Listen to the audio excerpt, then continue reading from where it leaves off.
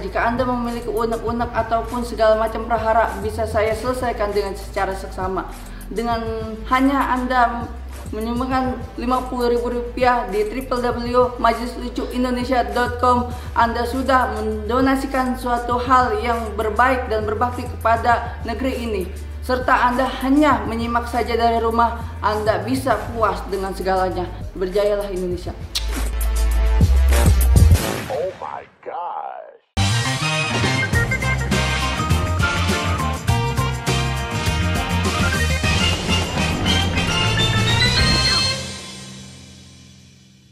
Gue sebelum masuk gue berusaha menjadi host yang baik. Gue harus memperkenalkan tamu gue meskipun kita udah sering ketemu dan ngobrol.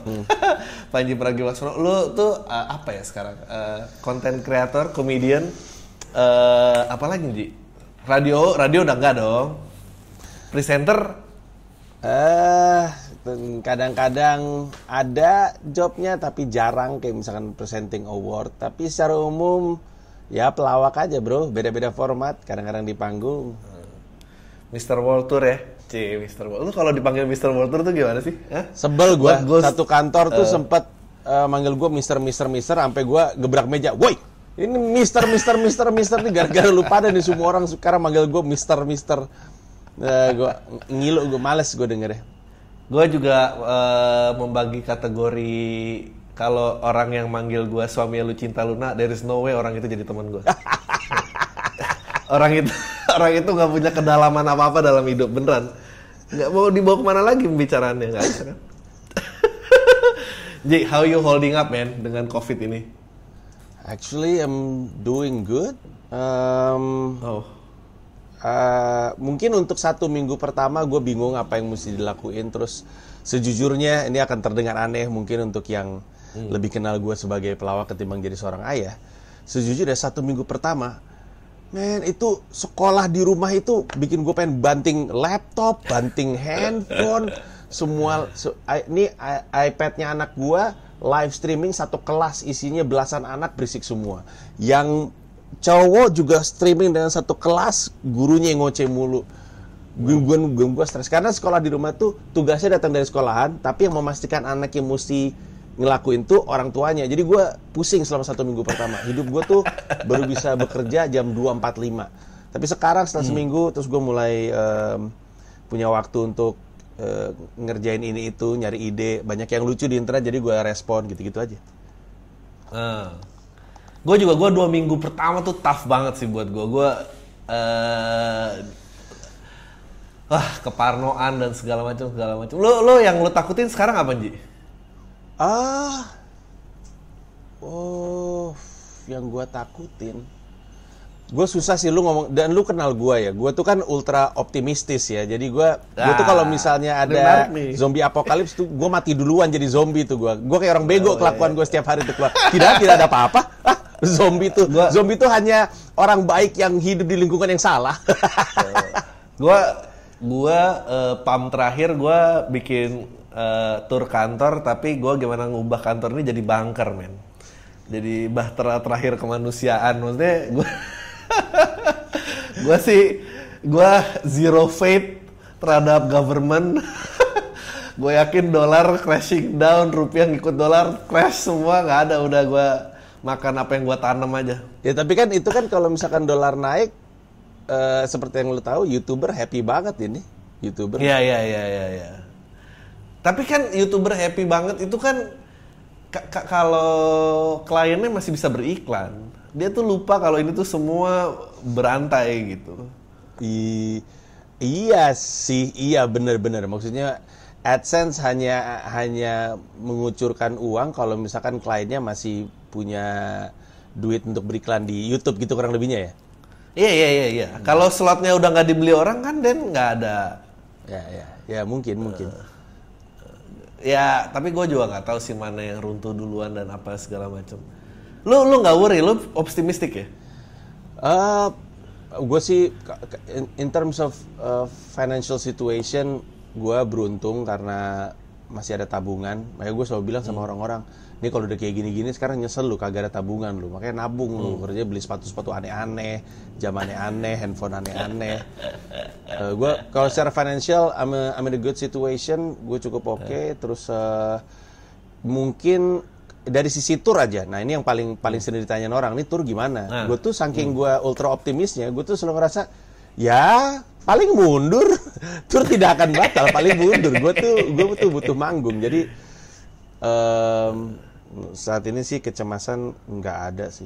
Paling kantor, kantor dalam arti kata ini, maksud gue, kan semua orang kan punya target. Kita punya target revenue, kita punya target profit gitu. Terus udah gitu kan, gue kan selalu meeting sama unit-unit gue kan tiap bulan berapa kali. Jadi gue tahu nih pertumbuhannya. Kemarin ada aja meeting manajemen, gue bilang bagaimana target kalian? Raib semua jobnya. Kayak gitu. Paling gitu. Tapi it's a challenge for me. You know me, I don't dwell on being depressed gitu. Ya, gue tadi pengen ngomongin apa? Lu akankah menjarakan gitu tempat duduk orang saat lo konser gitu? Maksudnya kan kalau kapasitas 30.000 ya mungkin 15.000 aja yang diundang. Terus terang itu sempat jadi pembicaraan ya, gue juga jadi gue ngomong sama terutama yang di kota nasional kan. Di kota nasional gue bilang lu mesti tahu bahwa bahkan ketika corona ini udah selesai, it is going to be the new normal. Jadi kayak waktu Ritz-Carlton sama JW Marriott sebelum itu, ini untuk yang Anda yang tidak tahu ya terlalu muda. Sebelum Ritz-Carlton dan JW Marriott, nggak ada orang-orang saat membuka-buka pintu Cilingut tutup lagi. Nggak ada itu. Sebelum Ritz-Carlton dan Marriott nggak ada Garrett di depan gedung dan hotel. Scanner gitu kan? Kenapa? Scanner barang gitu lo masukin di bip di blip dan segala macam. Itu dulu nggak ada, setelah Ritz-Carlton sama JW Marriott aja kayak gitu. Nah itu jadi kenormalan baru pasca terorisme. Ini setelah corona akan ada kenormalan baru seperti jarak kursi nanti diatur, terus tempat cuci cek temperatur. Gitu-gitu lah. Gua dengar beberapa airline juga udah nggak bisa duduk 3-3 lagi. Dijarakin gitu, dijarakin. That's tough. Gila ya. Lo kan Mr. Optimistic nih. Sebetulnya gue pengen banget nanya ke lo ya. Lo ngelihat gerak-gerik DPR yang berusaha mengesahkan RUU KUHP di tengah-tengah pandemik ini. lo gimana tanggapannya? Gue tuh look, I'm just gonna be frank with you, Adri. Ya. Gue nggak ngikutin itu. Oh, nggak ngikutin, gila lo. It's out of my radar. Gue tahu bahwa mereka lagi pengen buru-buru, tapi gue nggak bener-bener tahu apa. Gue nggak tahu banyak gitu. Terus terang dalam konteks berita yang paling sering mondar-mandir di depan mata gue ini adalah back and forth antara Anies dan Jokowi soal apa yang mesti dilakukan dan apa yang tidak boleh dilakukan. Itu lebih menghiasi. Gue tahu tuh DPR lagi buru-buru, tapi we know this. One way or another, they're going to get what they want eventually. So, Iya, maksudnya dua hal yang sangat concerning gitu tuh menurut gue. Pengesahan RUU KUHP, gue nggak tahu apakah mereka sih, gue terakhir baca di CNN, gue nggak tahu pada saat ini tayang, ya pokoknya dia seminggu dari hari ini. Dia berusaha mengesahkan seminggu dari hari ini dan siapa tuh? Yasona tuh apa jabatannya, kok gue lupa. Menteri Hukum dan HAM dong. Oh ya, Menteri Hukum dan HAM berusaha melepaskan napi-napi itu loh. Iya, tapi itu udah dirapihin sama pemerintah, sama Pak Jokowi yang bilang nggak akan kejadian. Tapi ya gitu. Gue tuh selalu ngerasa Pak Jokowi ini kayak kalau misalkan kementerian atau pemerintah tuh punya grup WhatsApp, Jokowi tuh kerjanya ngeliatin doang, nggak pernah ikut nimbrung deh. Padahal dia admin ya. Iya. Dia bingung nih, gue mau ngomong apa ya. Dia mau ngomong tapi dia nunggu Luhut dulu nih. Luhut is typing nih, gue nunggu Luhut ngomong apa dulu deh.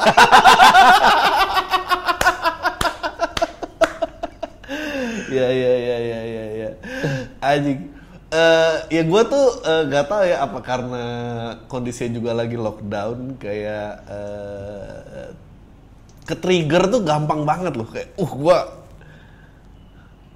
gue sih masih, ya. Gue sih masih lari ya. Maksudnya gue masih lari keluar, maksudnya di komplek apa segala macam. Gue masih lari. Kalau nggak gue insane sih gue. Asli, gue juga, gue kan juga rutin lari velodrome. Jadi kan gue kan kalau dari rumah gue tuh gue lari. Lu pernah ke rumah gue kan? Iya, kan? pernah. Dari rumah gue lari sampai velodrome, terus gue muter sekitar 4 putaran di dalam, terus balik lagi ke rumah tuh 5 kilo. Terus kemarin gue sejak corona mau ke sana tuh velodrome ditutup kan karena nggak boleh kan. Akhirnya gue masuk kampus UNJ, lari-lari diliatin satpam, sampai balik lagi. Gue juga nggak bisa itu, apalagi sekarang gue nggak bisa main bola, nggak bisa main basket. Terus dulu gue suka nyewa lapangan futsal sendirian aja, gue suka bawa bola sendirian aja. Itu aja ditutup sekarang. Jadi kalau nggak ada itu gue ngamuk kali di rumah.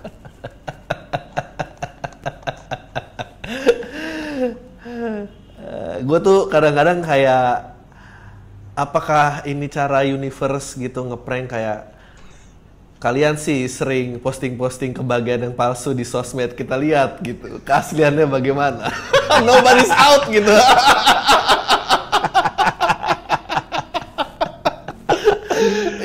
Wah, ini tuh true testament banget sih, true testament. Iya, iya. Terus sekarang orang tuh pasti berhati-hati banget posting kalau dia lagi ada di di luar rumah gitu. Setiap kali dia mau posting sesuatu yang menandakan dia lagi di luar rumah, dia selalu datang dengan alibi. Enggak, tapi gue di luar rumah karena harus begini, ntar harus begitu. Iya. Itu udah mulai kelihatan orang-orang. Gue kayak adaptasi ngeliat orang pakai masker di jalanan aja itu kan dulu kan masker asosiasinya dengan copet, jambret gitu kan. Jadi keluar tuh kayak kenapa?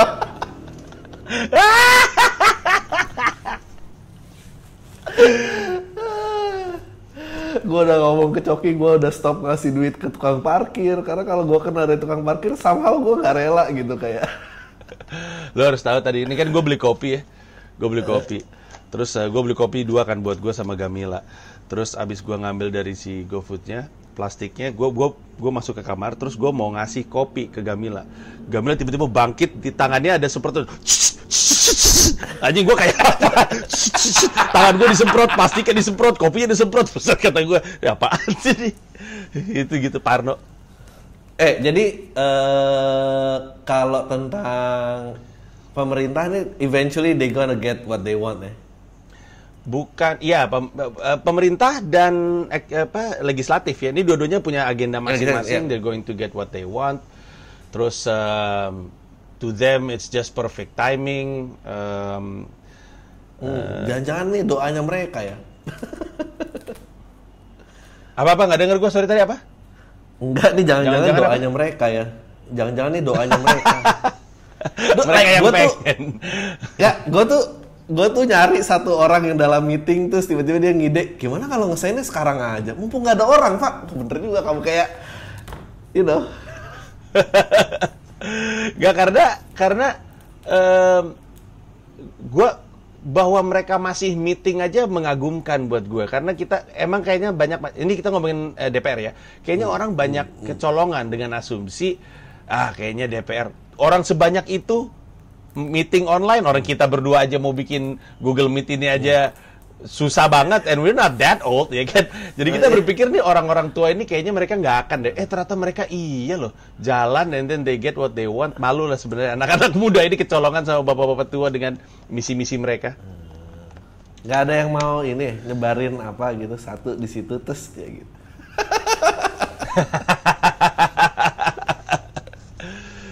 Gue sih sebenarnya kalau apa?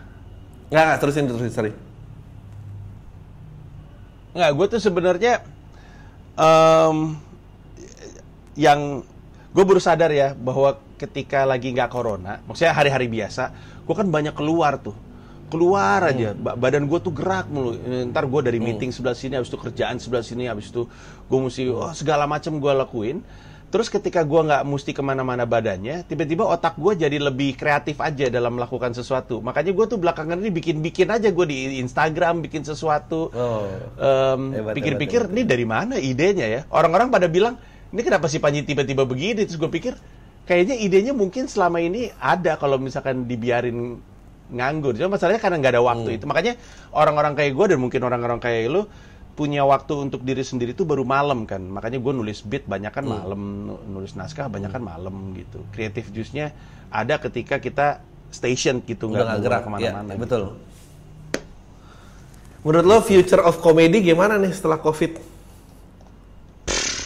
Lo mau tahu nggak? The face of the future of comedy adalah Bintang Emon, Babe Cabita, terus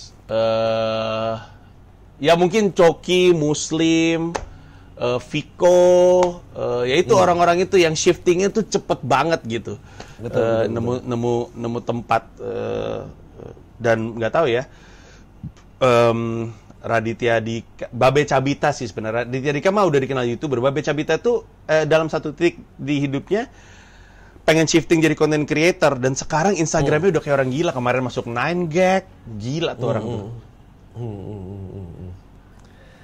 Tapi maksudnya stand up itself kita romantis off air-nya masih bisa jalan lagi nggak sih? Apa akan berubah? Asli I don't know. Apakah event off air tuh jadi kayak pengkoleksi piringan hitam gitu maksudnya, ngerti gak sih? Kita ada di mana-mana.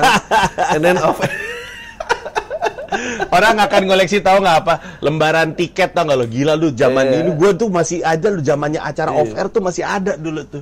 Disimpan tiket. Tapi gue pernah ngobrol sama Radit soalnya. Jadi gue nggak tahu lu dapet tawaran ini atau enggak. Tapi tawaran stand up online itu banyak sekali. Tapi requirement-nya kan gitu. Kita diminta untuk stand up di depan kamera live streaming. Sementara orang kayak gue dan kayak Radit ngerasa itu bukan stand up. Stand up itu butuh penonton. We feed off the laughter. Ada penonton di depan kita. Kalau misalnya gue cuma nyalain kamera, terus gue ada di sini, itu apa bedanya dengan content creator kebanyakan seperti YouTuber yang monolog gitu. Tapi gue juga bilang sama Radit, jangan-jangan Dit, lu sama gue ini adalah dinosaur yang nggak siap berevolusi. Jangan-jangan emang David Nurbianto, lu mesti cek Instagramnya tiap tanggal ganjil jam 9 malam. Dia beneran stand up. Awe nih, kamarnya, jadi dia belanja gila-gilaan. Dia belanja, lu tahu nggak, kayak wallpaper plastik tapi kayak batu bata plastik gitu, hitam warnanya. Dia belanja itu, dia belanja ring light. Tahu kalau yang biasa dipakai untuk content creator make up. Terus dia beli lampu-lampu warna-warni gitu. Terus dia beli mikrofon. Dia siap untuk stand up sendirian. Terus gua ngelihat itu, mungkin emang itu masa depannya. I think I'm in denial karena gua please deh, gue butuh penonton. Masa gue mesti kayak gini lah, but I don't know. Kalau gue tuh terakhir kayak mikirnya, ya gue kemarin di spesial ngomong ini juga bahwa I'm trying to keep up tapi gue nggak bisa karena gue percaya nggak keep up tuh mati duluan. Maksudnya kalau lo di zaman batu ada yang nemuin api, dia tuh yang kayak ngapain deket-deket api, tahan dong dingin gitu, mati duluan pasti. Iya. Makan kok dimasak punya dong mentah, kan lo bertahan sama apa gitu. Maksudnya gue kalau if you break it down to the most primitive teknologi, emang anjingnya emang harus ini sih gitu. Gue kalau gue dan orang-orang yang butuh penonton di depannya ini jangan-jangan akan mati kelaparan.